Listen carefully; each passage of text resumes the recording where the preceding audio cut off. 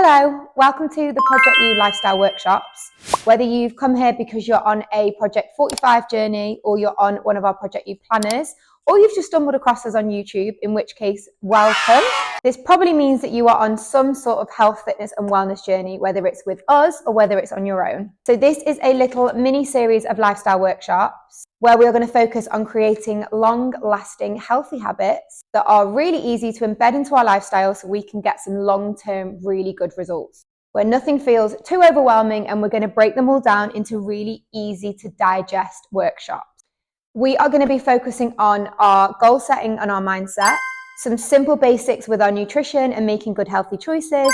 We're going to look at the obstacles that crop up along our journey and how we can tackle them. Sleep and creating a good bedtime routine, which leads us nicely into our mindfulness and stress reduction. We're then going to round off the whole mini series with how we can embed all these little habits to create long-term results and a brand new lifestyle for ourselves. So if you are on your Project 45 journey or you have any of our Project You planners, please make sure you've got these handy, because there's going to be some bits in here that we're going to be filling in and reading together. And if you're not already involved in one of these journeys, I am going to pop a little handy link in the description below where you can find out more information about how it all works and you can get started on your journey to becoming the best version of you. If you are using one of our planners, these workshops are going to be all about how to use these planners to your advantage. Instead of just owning one, we're going to learn how this can become our secret little weapon. I have given you the tools that you need. Now you just need to have your consistency and your mindset in check, which is what we are going to go through today. So most people don't fail because they're lazy or they're unmotivated.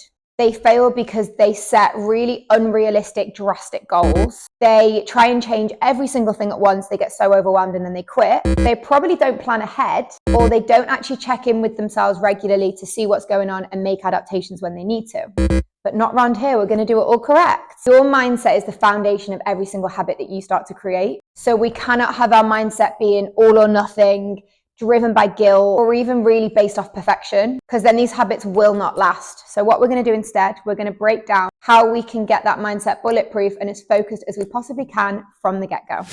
Let's talk about focus. So your energy will go wherever you put attention to. So if you are really focusing on what you haven't achieved, what you haven't done, what you've messed up on, or what you should be doing, then your energy is always going to stay in that really negative environment and you're always going to tell yourself that you're not good enough. Instead of that, we're going to flip that into a positive mental attitude, and we're going to think about all the things that we can do and all the things that we are capable of achieving if we put our mind to it and if we have the right structure. So the Project You planners and the Project 45 journey is all about progress over perfection. We want to keep looking at all those little wins that are showing up along the way, all the ways that we've been consistent and showed up for ourselves. And then it's all about learning to keep those promises that we have made to ourselves, even when your motivation slips, because it will. Inside your planner, you have everything you need to set your goals, set your intentions, and keep you focused. Each month and week, you have got check-in pages to see how you're getting on. These can also keep you organized in advance so you know what's happening in your month so you can really plan around it. And then also checking in with yourself to see what you've achieved and what you need to do better with next week. So let's talk about our goals, because our goals will not happen and they will not be stuck to if they're not aligned to what we need personally. Did you know that writing down your goals increases the likelihood of you achieving them by 42%? And then when you share them with others, that boosts the success up to 90%. So let's figure them out and get them shared.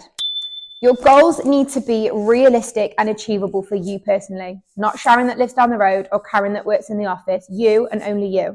We need to be using our goals so we can track our progress, avoid plateaus, measure what's going on, and also celebrate as we go along our journey. One of my top tips is to have your goals really handy, whether they are on your bathroom mirror, on your fridge, or somewhere that you're going to see them all the time, even in your lock screen of your phone, so you can really see what you're doing, why you're doing it, and keep you on track on those days when motivation is going to slip. So we are going to be setting what we call SMART goals. If you've got your planner, this is all explained in here. But we want everything to be specific, measurable, achievable, realistic, and with a time frame on there. So instead of setting goals like, I want to lose weight, I want to move more, I want to eat less, goals that are more specific, measurable, and have a time frame on would say things like, I want to hit 10,000 steps every day. I want to move my body 3 times a week. I want to be focusing on my nutrition, cutting my alcohol down, cooking more from scratch and avoiding takeaways. Way more realistic as opposed to changing every single thing in your diet. I want to focus on 30 minutes of self-care every day between 6 and 9 p.m. And I want to lose a pound a week. That is a really achievable goal instead of saying, I want to drop a stone in 3 days. I'm sorry, but it's not going to happen. So if you do have a planner, this is the time to go ahead and fill these goal setting pages in. You're going to give this video a little pause in a minute and you're going to go ahead and spend some time filling these in. So you have got your pages in here for your general goals. So don't skip ahead. Go one page at a time. You have got your general goals that you're going to fill out in what you want to achieve, the future you would love you to be. What you're also going to do is also add a why onto here. Why do you want to achieve those things? Why have you decided you want to achieve those things now? If you can really add some emotion to your goals, you are 10 times more likely to get it. So really figure out why you want to achieve those things. It could be a goal that you're reaching towards in terms of a holiday or something coming up, or you just want to be a little bit healthier for long term. You want to be more active with the kids, whatever it might be. Make sure you set some emotions to those things. What you've then got is your self-care ideas. Health and fitness journey goes hand in hand with wellness and self-care, and it's something we really value here at Project You and Project 45.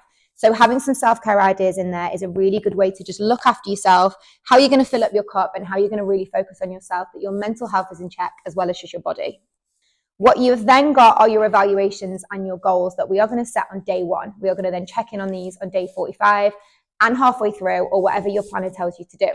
These are your marks out of 10 based on the 4 categories that are laid out here. You want to be really realistic with these numbers, and you want to give yourself goals based off of how you can make that number higher.